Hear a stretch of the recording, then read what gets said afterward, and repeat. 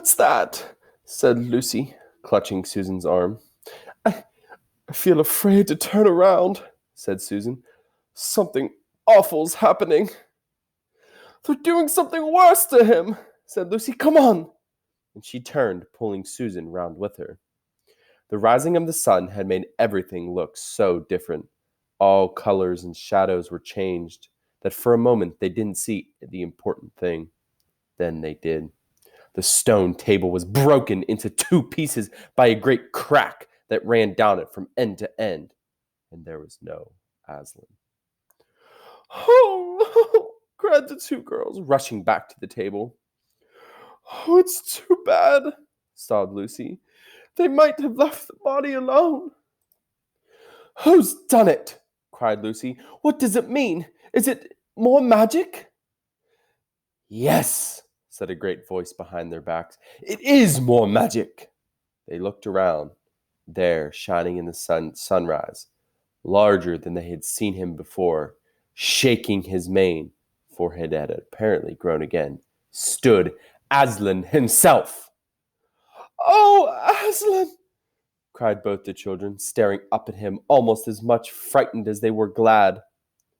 "Aren't you dead then, dear Aslan?" said Lucy. "Not now," said Aslan. "You're not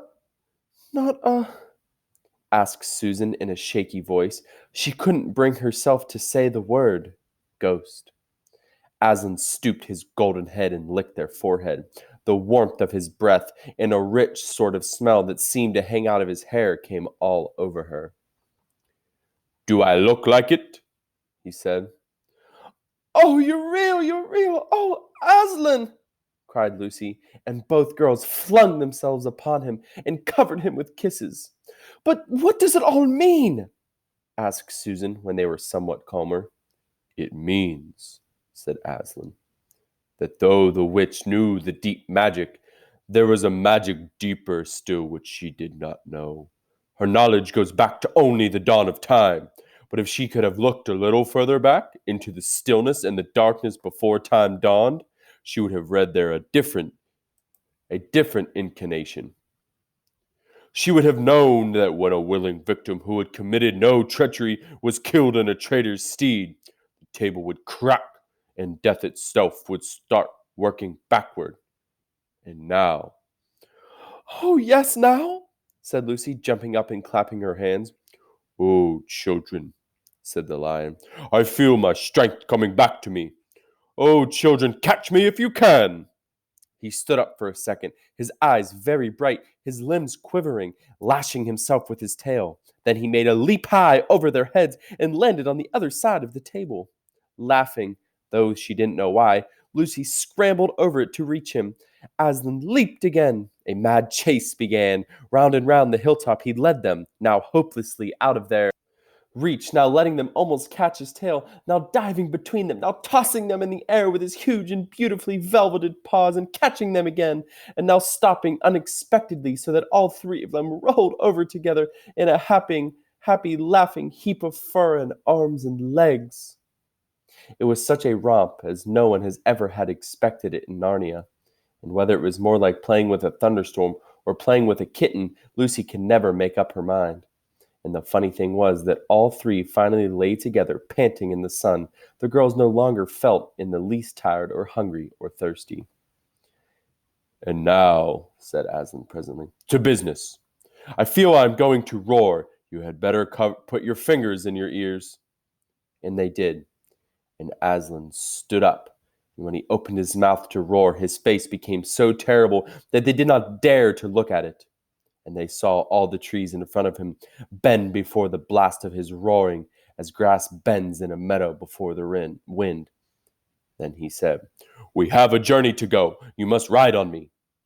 And he crouched down, and the children climbed onto his warm golden back, and Susan sat first, holding on tightly to his mane, and Lucy sat behind, holding on tightly to Susan. And with a great heave he rose underneath them, and then shot off, faster than any horse could go, downhill and into the thick of the forest. That ride was perhaps the most wonderful thing that had happened to them in Narnia. Have you ever had a gallop on a horse?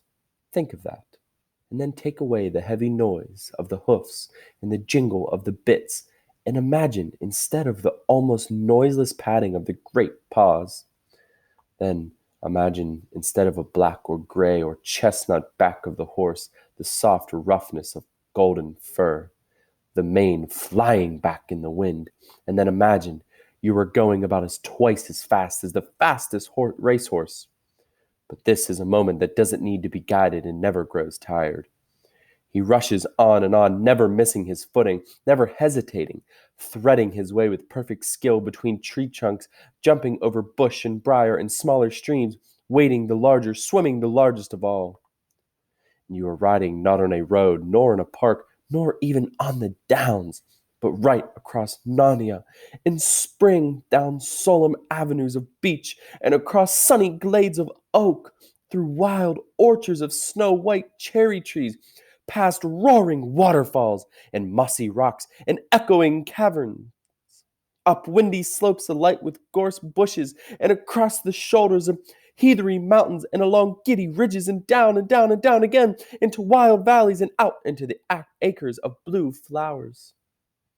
It was nearly midday when they found themselves looking down a steep hillside at a castle, a little toy castle it looked from where they stood, which seemed to be all pointed towers. But the lion was rushing down at such a speed that it grew larger every moment, and before they had time to ask themselves what it was, they were already on the level with it. And now it no longer looked like a toy castle, but rose frowning in front of them. No face looked over the battlements, and the gates were fast shut.